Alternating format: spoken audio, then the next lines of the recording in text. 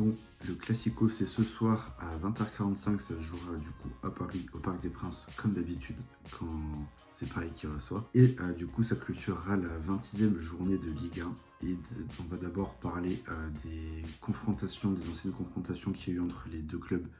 Bon, vous le savez, c'est à l'avantage du Paris Saint-Germain, on va voir plus en détail comment ça a été et comment s'est sorti l'OM face à ces matchs contre le Paris Saint-Germain. Puis on va voir aussi les conséquences que vont avoir les différents résultats qu'il y aura sur ce match-là. Et on va voir si l'OM a quand même une chance de gagner ce match-là face à Paris, Du coup, voilà. Donc, pour parler déjà, pour remettre dans le contexte et voir les anciennes confrontations pour pour mieux approcher le match. Sur les dernières confrontations entre les deux équipes, le Paris Saint-Germain a gagné les 5 derniers matchs de Ligue 1 contre l'Olympique de Marseille. Tout ça sans concéder de but. Donc quand même c'est assez gros. Pour dire que Paris est franchement favori sur ce match-là. Et en plus de ça, sur les 10 dernières confrontations entre l'Olympique de Marseille et le Paris Saint-Germain, toutes compétitions confondues, Paris a gagné 8 fois, Marseille a gagné une seule fois, c'était en Coupe de France, je crois que c'était l'édition 2022-2023, où ils avaient gagné 2-1. Puis il y a eu un match nul. Voilà. Donc, 8 matchs, 8 victoires pour Paris, c'est aussi à l'avantage de Paris. Donc voilà, deuxième chose qui fait que Paris est nettement favori ce soir face à Marseille. Et aussi au niveau du classement, actuellement Paris est premier avec 16 points d'avance, je crois. Parce qu'ils ont 65 et Marseille pour l'instant ils en ont 49. Et j'avais noté, ouais c'est ça. Paris a 16 points d'avance sur Marseille, donc Marseille doit absolument gagner pour encore croire au titre. Et surtout, pour l'instant, Marseille est deuxième de Ligue 1, mais il y a Nice qui a perdu hier ou qui a fait match nul avant-hier contre Auxerre, donc ils étaient à 3 points, ils sont plus qu'à 2 points maintenant, mais si Marseille gagne, ils reprendront un petit peu d'avance. Et ensuite, il y a Monaco et Lille. Bon, Lille a perdu hier contre Nantes, donc ça va. Mais Monaco a gagné 2-0 contre Angers, donc ils sont bien revenus. Ils avaient 5 points de retard avant la 26e journée, mais maintenant, du coup, ils en ont plus que 2.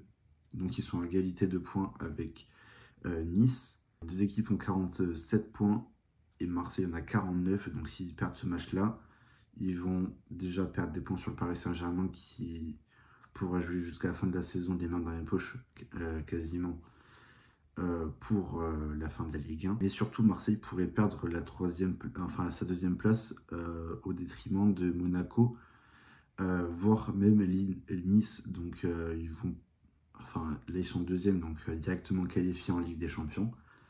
Mais s'ils terminent quatrième, ils vont devoir jouer des barrages pour la Ligue des Champions, donc pas forcément jouer la Ligue des Champions et peut-être du coup la Ligue Europa.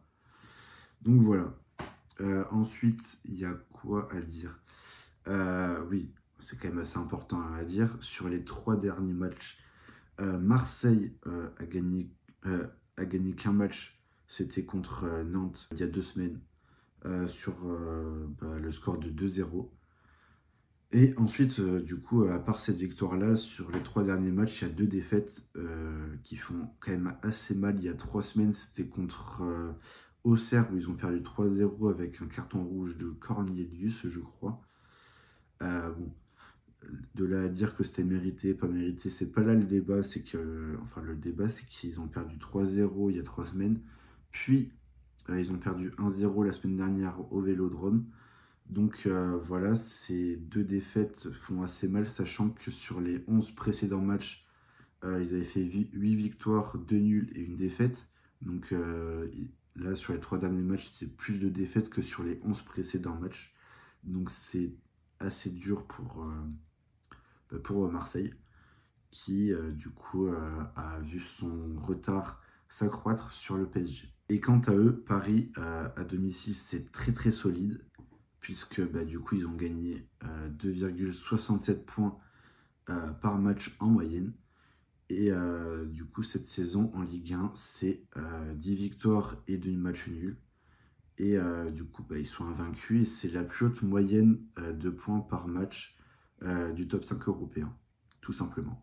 Donc ça veut dire que là, il va falloir envoyer un gros match pour Marseille, pas comme à l'aller où ils avaient pris 3-0 au Vélodrome. Et à la mi-temps, c'était déjà plié, quoi. Du coup, gros match, il faut envoyer un gros match aujourd'hui. J'espère que ça va faire un bon match, mais je pense pas. Je pense que personnellement, Paris va dérouler, enfin va prendre la possession dès le début du match. Ils vont faire tourner et essayer de fatiguer les Marseillais. Et ils vont marquer, je pense, dans les 15-20 premières minutes. Puis après, je pense, ils vont un peu, tu sais, redonner le ballon aux Marseillais. Et en contre, ils peuvent marquer 2 ou 3 buts. De plus que le premier, bien sûr. Du coup, voilà. Donc, comme je le disais tout à l'heure, je pense que Marseille vient à Paris pour essuyer un petit peu le balayage qu'ils avaient reçu à l'aller au Vélodrome. Et du coup, moi je pense qu'on peut s'attendre à un match très très disputé. Il y avait aussi une info que j'avais, c'était on sait actuellement Marseille est deuxième, Paris premier. C'est la 8e fois que Paris et Marseille s'affrontent en étant premier et deuxième de Ligue 1. Et du coup, la 8e fois, ça fait que c'est l'affiche la plus jouée contre le premier et le deuxième du classement de la Ligue 1, de l'histoire de la Ligue 1. Et au total, sur ces confrontations entre le premier et le deuxième, du coup, Marseille a gagné 2 fois, Paris 3 fois, il y a eu 2 matchs nuls. Donc c'est encore une fois à l'avantage de Paris sur ces confrontations entre le premier et le deuxième. Donc voilà, c'est encore une stat pour Paris, mais de toute façon on le sait, le collectif il est clairement au-dessus cette saison par rapport à Marseille. Donc pour revenir à ce que je disais tout à l'heure, le PSG c'est très très fort, collectivement c'est fort, techniquement c'est fort, et ils ont quelques individualités, même s'il n'y a plus de grosses individualités intrinsèquement et médiatiquement. Il y a quand même des joueurs devant et au milieu qui sont techniquement très très forts. Vitinha il est très très bon.